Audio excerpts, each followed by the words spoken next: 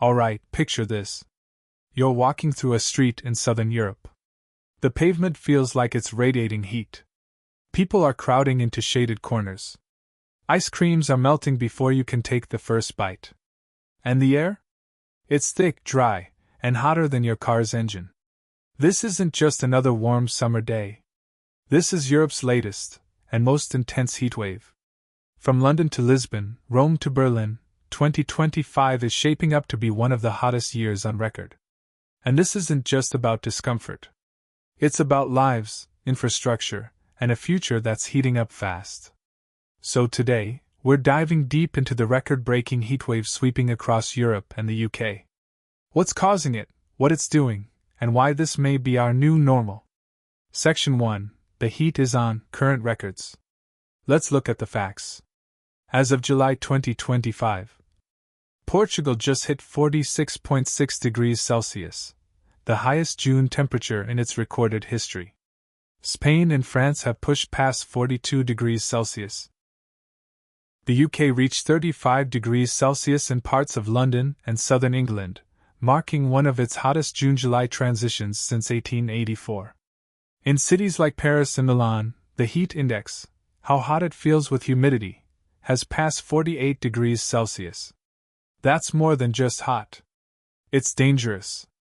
So far, thousands have been hospitalized, schools have shut down, and governments have issued red-level alerts across multiple regions. Section 2. Why is this happening? This heatwave isn't a fluke. It's the product of several converging factors. Heat dome effect. A high-pressure system has locked warm air over the continent. Like putting a lid on a pot, it traps heat near the ground. Jet stream disruptions.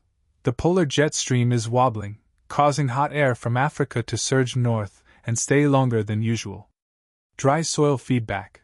Less rainfall equals drier soil equals faster heating. In places like Hungary, June rainfall was just 17% of average.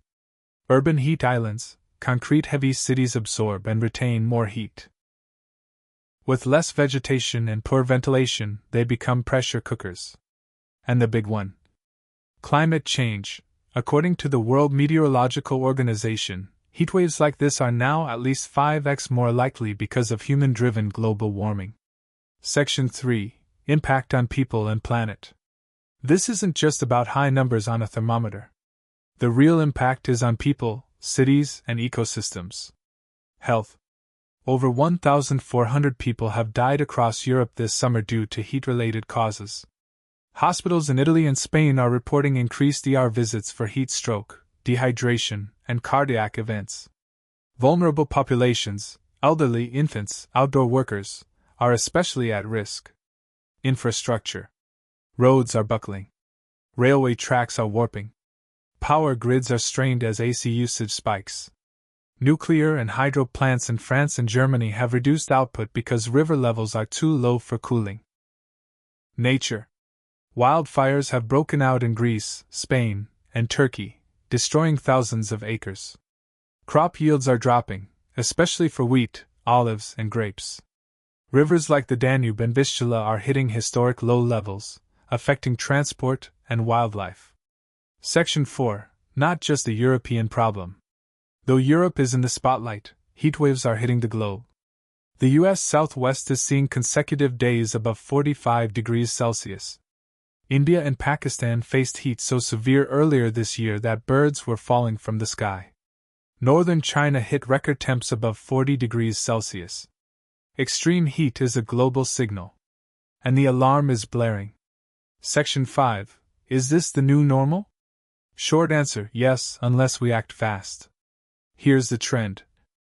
19 of the 20 hottest years on record have happened since 2000. Europe's 5 hottest summers all occurred in the last 7 years. Heatwaves are now arriving earlier, lasting longer, and hitting harder. And climate scientists warn. Without drastic emissions cuts, this will become not the exception, but the rule. Section 6. How countries are responding. Governments and communities are adapting, but it's a mixed picture. Emergency actions. Schools closed during peak heat hours. Cooling centers opened across cities in France, Germany, and the UK. Restrictions on outdoor work and construction in Italy and Greece. Long-term moves. Green infrastructure, planting trees, reflective roofs, better ventilation. Upgrading electrical grids to handle spikes in demand. Investing in early warning systems and public health campaigns. But the clock is ticking. Adaptation isn't enough, we need mitigation too. Section 7. What you can do. You might be thinking, I can't control the weather. So what can I actually do? A lot, actually. Individually. Stay informed. Know when heat alerts are in effect. Drink water. Lots of it. Check in on elderly neighbors. Avoid driving or using heavy electricity during peak hours. Systemically. Support climate-friendly policies. Vote for leaders who take science seriously. Push for renewable energy in your community. Reduce personal emissions where possible. Every degree matters. Every choice adds up. The future, what to expect. Climate models predict that Europe could see double the number of extreme heat days by 2040. Heatwaves will become annual events instead of once-in-a-decade occurrences. Nights will stay warmer, reducing our body's ability to recover. That's why many experts say adaptation is no longer optional. It's essential. Final thoughts. The record heatwave sweeping across Europe and the UK in 2025 isn't just a freak summer. It's a preview of a new climate reality. We're entering a world where extreme heat becomes a part of daily life, not just a news story. Where summers test not just our comfort, but our resilience, our infrastructure, and our global cooperation. But this moment also presents an opportunity to prepare better, to invest in heat-proof cities, to demand stronger climate action, and to treat rising temperatures not as background noise, but as the loudest alarm bell we've got. This isn't about fear, it's about urgency. We have the data. We have the science. We have the means to adapt and reduce emissions. What we need now is collective will. Because heatwaves don't wait. And neither should we. Let this summer be more than just a headline. Let it be the turning point where we said enough.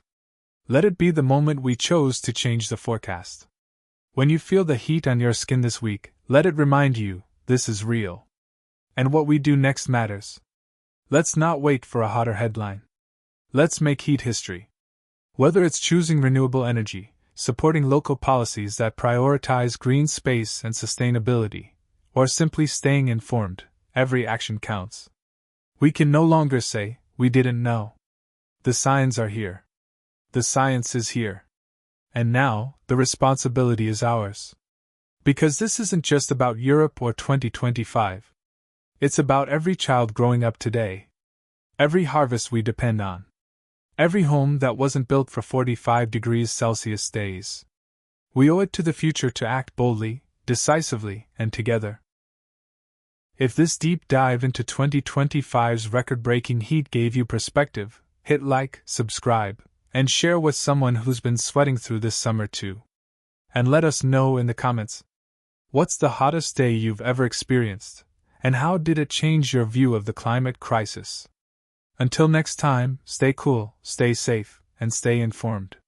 Because in a warming world, knowledge is power, and action is survival.